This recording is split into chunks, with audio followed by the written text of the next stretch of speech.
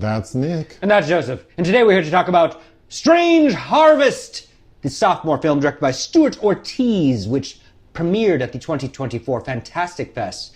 Roadside Attractions and Saban Films is releasing it theatrically August 8th, 2025. What is this director's first film? He co-directed a 2011 found footage horror film called Grave Encounters, which I believe we did watch soon after that came out. That had 4 different directors, though, I believe. What is Strange Harvest about? Detectives are thrust into a chilling hunt for Mr. Shiny, a sadistic serial killer from the past whose return marks the beginning of a new wave of grotesque, otherworldly crimes tied to a dark cosmic force. What is your pull quote? A compelling blend of true crime documentary aesthetics and foreboding horror, director Stuart Ortiz presents a meticulously crafted lo-fi affair chock full of references to adorn its own strange supernatural lore. Mine. Deliciously gripping and gruesome, Strange Harvest is true crime TV turned cinematic. I really like this movie. Yes, it was quite unexpected. I didn't go in we watched so much... so many underwhelming films that you kind of don't know what to expect these days. So I was I was incredibly surprised at how much I liked this, actually. I would consider myself like a true crime body cam interrogation video expert because that's what I watch all day long. So this is right up my alley. Also, it's set in the Inland Empire, which I'm also very familiar with. Mired in murder all day long. Yeah, this is exactly the kind of stuff I like. It really does feel like everything you want in like a Dateline episode, including like that, because the Dateline episodes don't show the sort of gruesome bits, but this film obviously does. So it's kind of perfect to me. Yes, it's dripping in gore. I think it has a lot going for it, and obviously Mr. Ortiz did quite a lot with very few resources. Yeah, for a low-budget film, there's a lot going on. There are a lot of locations, a lot of characters. The screening we went to, there was a Q&A afterwards with the director and the primary cast. And he talked about how he was able to do this with, like a shoestring budget. Because a lot of it is like body cam surveillance, so they don't require the same setup with lighting and man, we do watch a lot of things that have a kind of a similar approach, and somehow they end up feeling just cheap. But I think a big part of that is there isn't a good story behind it. The commitment to the right. I was not surprised to learn that the director took a year to write the script and had a complete like Bible backstory for the main villain, and you can feel that. Yeah, it's rich. So the story is, it's basically in San Bernardino, and in the mid-90s, there were a string of killings, I think like 2 main incidents maybe, where the killer left a symbol like this triangle. And then there was a 15-year break, and then in 2010, there was another series of killings that resembled that first set. And the killer would send law enforcement letters identifying themselves as Mr. Shiny. And their MO was that they were going to kill 10 people and that they were trying to... They keep... the garbled, strange, horrific voice that we hear reading the letters, I was amused by, but he keeps referencing being in transit. And there are things like Hail Asragor and references to something called Caliban. So it's like this sort of like mystical cosmic thing. And everybody's like, Caliban, like Shakespeare? But basically, once Mr. Shiny fulfills the 10 sacrifices, they will transcend to, I guess, a higher being. Yes, he'll have completed his harvest. And so we have 2 detectives. Detective Joe Kirby, played by Peter Zizzo, and Detective Lexi Taylor, played by Terri Apple. And they're basically not unlike a Dateline episode where they're being interviewed. They're sort of walking us through the events of the case and how they were able to catch up with Mr. Shiny. And ultimately, through this prophecy Mr. Shiny is trying to fulfill, the triangle basically represents 3 planets, Mercury, Jupiter, and Saturn. And we understand that every 800 years, those planets are in alignment such that they make a triangle and are visible from Earth. And so once that happens, there's like an hour window where we can see it. And we understand that that's when Mr. Shiny is going to make his final sacrifice, which turns out to be a little baby. And they kind of know where Mr. Shiny is going to do this. And so everything culminates with law enforcement converging. Thankfully, they saved the baby, but in the process, Mr. Shiny is killed. The end. So he gets to the 10th victim, but is unable to sacrifice them. He's stuck in he's lost in transit. It really was gripping. There wasn't a moment where I wasn't engaged. I think it looks really cool. Well, I think that we are now accustomed to that's in our kind of visual fabric that we see things like this all the time. So it seems very natural. Yeah, that's true. As to, I think like a low-hanging fruit comparison is something like Lake Mungo, which I think when that came out, which is between 2008 and 10, between its festival run and premiering, I think we weren't as used to that visually than we are now. Sure. So it felt completely, like this is something I was going to watch on TV any night of the week. We see a string of, like the aftermath of a string of killings. They're pretty gruesome. They're also quite inventive. Because I'm thinking we just reviewed like a slasher film where the kills were pretty... the remake of I Know What You Did Last Summer. Well, that was just garbage. Yeah. Well, I know, but it's like, that was so uninteresting, and then the kills were boring. And in this one, we don't even really see, I think we maybe see like 2 killings, but just the aftermath, they're so inventive and creepy. They're creepy. Well, because you're trying to figure out, he's taking something from each victim, and of course we see these items in jars later for whatever his sordid plan is. The creepiest one is that family in the beginning, because he puts their legs in buckets and they bleed out. Drains them, yeah. This felt to me the story in its entirety and the lore of this killer, I would compare it to like Silence of the Lambs. Well, because it feeds enough tidbits into it, and even they mentioned in the Q&A like all these Easter eggs in there, and there's probably a ton of stuff that flew over my head, but this felt very Lovecraftian. It was reminded of Stuart Gordon, who of course was well invested in Lovecraftian and lore in the 80s, but also the Zodiac, the Night Stalker. Yeah. Like I was thinking of all of those things are kind of swirling around. Charles Manson. The killer, Mr. Shiny,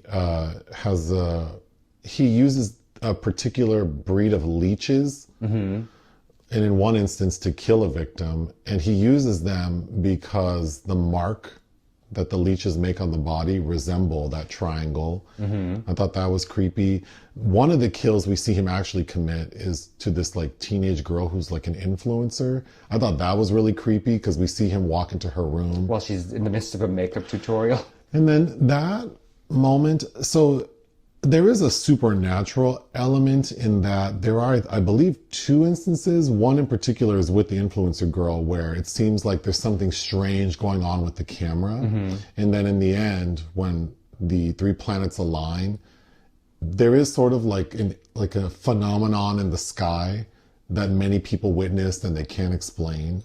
So those moments add to the supernatural nature of the story. And there's a trio of young women that are camping nearby when the finale happens that witnessed that, and they have strange medical issues afterwards. Yeah. But I like that it didn't lean too heavily into, if you extracted those tidbits from it, this is still a very effective, creepy story. Yes. No, it gives you just enough to wonder, and I think that, always keep them wanting more. Because the leech demon god entity, Asragor, that we see like models of it, it's this big, that again, it's like a lurker at the threshold. It gives you enough to wonder, what would something like that look like?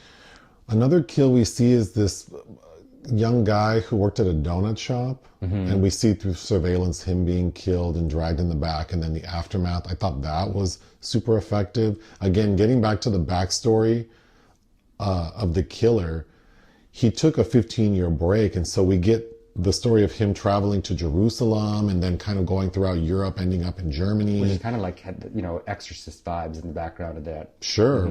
But yeah, and then we get a German historian explaining that he had a run-in with the man we believe is Mr. Shiny, and how he believes he stole a book on witchcraft. This story is so rich. Yes. Yeah. Well, I mean, Mr. Shiny, the name even, remember the Happy Face Killer? Yes. Because you just watched something with his daughter, Oh. the Happy Face Killer, where she's interviewing the That's right, yes. wife of the killer at the Pulse nightclub. Yes. I mean, I only know my own zodiac sign because, you know, we live in LA. I guess you kind of have to know the bare minimum. But I was very fascinated that there's a 13th astrological sign. I wrote that down. Ophiuchus? Yeah, which I guess is like the symbol is like a serpent bearer. I had no idea. But he's also involved in that. Tell me more. There is a funny moment. Well, it's not funny. A security guard is killed and like his body. This reminds me of like the trio of like Hannibal, Silence of the Lambs, and Manhunter. But we see that victim, he's like splayed, like he has wings, like his lungs are taken out and his skin is... Which is an old Viking sacrifice ritual called the Blood Eagle. That was really creepy, but the killer... Like Midsummer as well, too. Yeah. Because the lungs are spread out in the back. The killer records that victim prior to the killing and then sends the video to law enforcement. And I thought a funny moment was that the video tells whomever watches it to make sure you have the most updated version of your video player. And the director was asked about that, if it was meant to be comedic. He's like, no, this is a practical person. He wants those investigating to watch it. Again, considering, because the director said that he basically funded this film on his own to start and then had a few high school friends pitch in. It's just unbelievable because there are so many locations. At one point, we go to the home the killer was renting, and then there we get some clues. But the production design is so impressive, and it's in that home that we find a safe and a key to a storage unit. And then we get to the storage unit, and the production design of the storage unit and all the stuff the killer had in there, including the leeches, and he had body parts from some of the victims. That was like his, what do you call it? Staging ground. Yes. Was very, very impressive. Which is funny because Stuart Ortiz, the director, also was the editor. The man who played Mr. Shiny, Jessee J. Clarkson, he was also the production designer, and he designed the mask that we see Mr. Shiny wearing, which looks like a rotted mango. And it didn't occur to me until he said it that the mask was designed to mimic the triangle, like the 3 holes, which is so obvious, but I didn't catch that. No, but well, you know, and this also sounds obvious, but in mythology, the number 3 is representative and symbolic of so many things. There's, you know, the creation, there's always 3 sisters, or the goddesses of creation, or the 3 fates. Like, that's all very, it goes way back. I also thought the actor playing the killer is quite striking because he's very tall. I mean, because we get quite a bit of footage with him. There's a moment where one of Mr. Shiny's victims doesn't die, so he goes to the hospital to make sure she's dead. And so we get surveillance footage of Mr. Shiny dressed as a nurse and like walking around and no one catches him. I thought that was really well written and tense. That's creepy. And the 2 detectives they feel very guilty about that. And it's like, well, it's interesting that we see footage of them walking right by him, but it's like, you already know what he looked like in his height, because he's kind of a striking person. Yeah, that's what I mean. That. So it's like, I almost wish that they had kind of revealed that they had no idea at the time that was his identity, but that's a small kind of kerfluffle, as is Detective Taylor is talking about, there's a man that's killed in the abandoned pool, which was also giving David Fincher 7. Yeah. With that kind of with these kind of kills, because it's so complicated. These leeches suck out all his blood to death, and he had all this barbed wire, so the man couldn't get out of the pool. During the Q&A, we found out that pool scene is all CGI, which is kind of amazing because you can't tell. It looks great. There is a post-credit scene. We learned from some of the research the detectives find that the killer initially...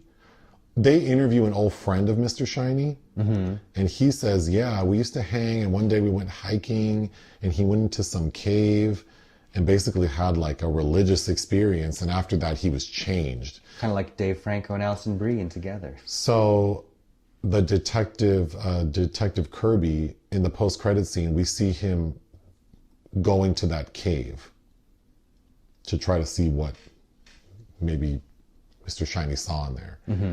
And then during the Q&A, the director said that, you know, if this movie is successful, he has a bunch of other stories that could be part of like this universe, which I think would be a brilliant idea. Because it makes I'm surprised we don't get more movies like this, because people do love true crime so much. It's like, why not do fake true crime episodes where you could just make up the most fantastic, like salacious stuff. And then, I mean, yeah, I'm just so impressed with this film and having been put together with so little resources, and it feels so like high value. I agree, but the kills are just kind of realistic enough that it's not for shock value only. Say like the torture porn of a Saw film. Like I don't get that feeling at all. I think there's just enough to, you know, chill your blood. Well, I think it helps that we don't actually see the very gruesome ones happen. And it's funny you talk about the gruesome bits, because there's a pit bull that is killed, and the picture of the dead pit bull is blacked out, but not for anybody. Well, no one wants to see a hurt animal. Nobody well, of course not, but it's like, you know. The song that plays during the final credits is called Strange Harvest, performed by Tempers, I believe. Yeah. I really like that song. That was moody and effective. You know, when you have passion for what you do and you really commit to it, there's a difference in quality in something like this than all of the run-of-the-mill cash grab slasher flicks that you see. Like a lot of love and care you can tell was taken care of. My final thought was this is like the anti-tourism ad for San Bernardino.